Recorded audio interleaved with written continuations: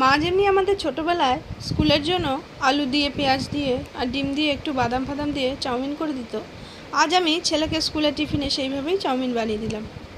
আর সেই রেসিপিটাই তোমাদের সঙ্গে শেয়ার করছি। নমস্কার বন্ধুরা, মা বৌমার হেসেলে সকলকে স্বাগত জানাই।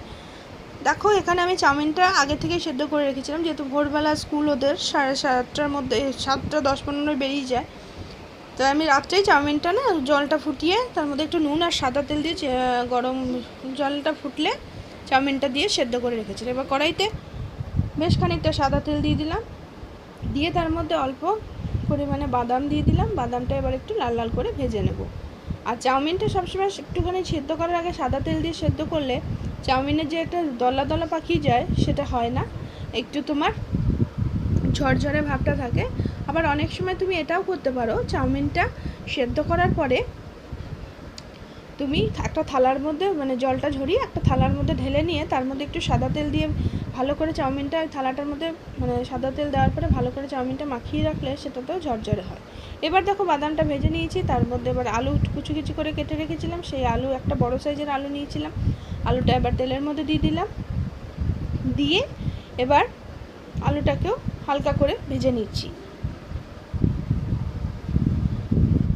ছোটোবেলার দিনগুলো খুব সুন্দরভাবে মনে পড়ে যায়। মা ছোটোবেলায় আমাদের এইভাবেই স্কুলে চাউমিন করে দিত।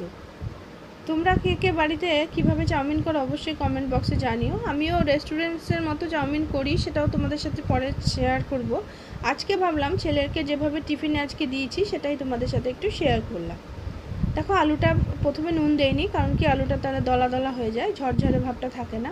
পরে নুন দিয়ে আলুটাকে আবার একটু লাল লাল করে ভেজে নিচ্ছি। ভেজে নেওয়ার পরে এবার আমি এর মধ্যে কুচিয়ে রাখা বড় সাইজের একটা পেঁয়াজ দিয়ে দিলাম। দিয়ে এরপরে আমি খুব সুন্দরভাবে আলু আর পেঁয়াজটাকে ভেজে নিচ্ছি। পেঁয়াজটা হালকা ভাজবো, খুব বেশি বাদামি করব না। হ্যাঁ, হালকা একটু কি বলবো, গোলাপি গোলাপি পিঙ্ক পিঙ্ক কালারটা হবে। তারপরে আমি দেখো, পেঁয়াজটাও ভাজা হয়ে গেছে, আলুটাও ভাজা হয়ে গেছে। এবার আমি এর মধ্যে একটা ডিম দিয়ে দিলাম, দিয়ে একটুখানি নুন দিয়ে দিলাম, দিয়ে ডিমটাকে ভালোভাবে আলু আর পেঁয়াজের সঙ্গে মিশিয়ে নিচ্ছি। দেখো, খুব সুন্দরভাবে ডিমটা আলু পেঁয়াজ, জানো তো ডিম আলুর এই যে ভাজাটাই, শুধু এই ভাজাটা দিয়েও রুটি খেতে ভালো লাগে, তারপরে ডাল দিয়ে ভাত মেখে খেতেও খুব টেস্টি লাগে। একদিন অবশ্যই তোমাদের সাথে সেই রেসিপিটাও শেয়ার করব। দেখো, একটুখানি নুন দিয়ে দিয়েছি, দিয়ে ভালো করে ডিম আলু পেঁয়াজটা একটু ভাজা করে নিলাম। খুব বেশি কড়া করে ভাজবো না, হ্যাঁ। আর গ্যাসটা কিন্তু আমি সবসময় সিম করেই করছি, খুব বাড়িয়ে দিচ্ছি না, ঠিক আছে। এরপরে এর মধ্যে এটা ভাজাটার মধ্যেই চাউমিনটা দিয়ে দেবো। সেটাই আমার ছেলেকে সবসময় বলি, ছোটোবেলার দিনগুলো আমাদের এরকমই ছিল, মা আমাদের এইভাবে চাউমিন করে দিলে আমরা খুব খুশি হতাম, আর খেতে এত ভালো লাগে। এখন যে তোমার কোরিয়ান স্টাইল বলো বা এমনি রেস্টুরেন্টসের মতো যে সেটা ভালো লাগে, কিন্তু এই চাউমিনটা মনে হয় যেন একটা আলাদাই তৃপ্তি, আমার মনে হয়। জানি না তোমাদের কার কী ধারণা। দেখো, এখানে আমি এবার চাউমিনটা, সেদ্ধ করা চাউমিনটার মধ্যে দিয়ে দিলাম, দিয়ে এবার খুব সুন্দরভাবে মিশিয়ে নিচ্ছি। মিক্সিংটাই হচ্ছে মেন। দেখো, যত ভালোভাবে মেশাবে তত চাউমিনে কিন্তু স্বাদটাও ভালো হয়। দেখো, এরপরে আমি এর মধ্যে বাদামটাও দিয়ে দেবো। দেখো, চাউমিনটা ভালো করে মিশিয়ে নিচ্ছি। বাদামটা দেওয়ার আগে আমি হাফ চামচেরও কম একটুখানি গোলমরিচের গুঁড়ো দিয়ে দিলাম, যেহেতু কাঁচা লঙ্কা আমার ছেলে খায় না ঝাল, একটু গোলমরিচ দিলাম, নাহলে একদম টেস্টটা অন্যরকম হবে। একটু গোলমরিচের গুঁড়ো দিয়ে দিলাম, দিয়ে আবার একটু ভালো করে মিশিয়ে নিলাম। ভালো করে মিশিয়ে নেওয়ার পরে এবার এর মধ্যে আমি দিয়ে দেবো সামান্য একটু নুন, কারণ কি চাউমিনটা তারপর নুন দিইনি, একদমই সামান্য পরিমাণে দেব। আর তার সাথে দিয়ে দেব এর মধ্যে আমি সামান্য একটু চিনি, একদমই হালকা করে একটুখানি দিয়েছি। এটা আমার চিনিটা তোমরা নাও দিতে পারো, ওটা আমার মনে হয়েছে একটু দিলে খেতে আর একটু টেস্টি হবে। ওটা তোমাদের ইচ্ছে না হলে তোমরা না দেবে, ওটা স্কিপ করে যেতে পারো।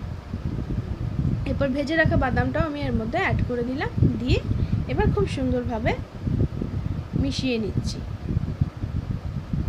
দেখেই জিভে জল চলে আসে, দেখো সুন্দর লাগছে। ভালো করে মিশিয়ে নিলাম, দিয়ে এবার ওপর থেকে একদমই সামান্য পরিমাণে একটুখানি ম্যাগি মশলা, একদম অল্প, খুব বেশি নয়, হালকা একটুখানি ম্যাগি মশলা ওপর থেকে ছড়িয়ে দিলাম।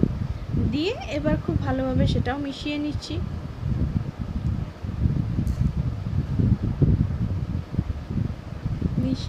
নিয়ে তারপরে নামিয়ে পরিবেশন করলাম আজকের রেসিপি, ঘরোয়া পদ্ধতিতে এগ চাউমিন। রেসিপিটা কেমন লাগলো অবশ্যই সবাই কমেন্ট করে জানিও। দেখো ওপর থেকে অল্প একটু সস ছড়িয়ে খেতে কিন্তু দারুণ লাগায়। আমার কাছে আজকে পেঁয়াজ আর শসা ছিল না, নাহলে ওপর থেকে একটু শসা আর পেঁয়াজ ছড়িয়ে দিলে খেতে আরও মানে সুস্বাদু হয় আর কি। রেসিপিটা কেমন লাগলো অবশ্যই সবাই কিন্তু কমেন্ট করে জানিও। আর তোমরাও, আমি বলবো যারা এইভাবে বানাওনি, যারা নতুন রাঁধুনি তাদেরকেই বলবো এইভাবে অবশ্যই চাউমিনটা বানিয়ে দেখো, খেতে খুব স্বাদ লাগে। সবসময় ওই রকম না বানিয়ে, ছেলেরও টিফিন রেডি হয়ে গেল। আজকের মতো এইটুকুই থাক।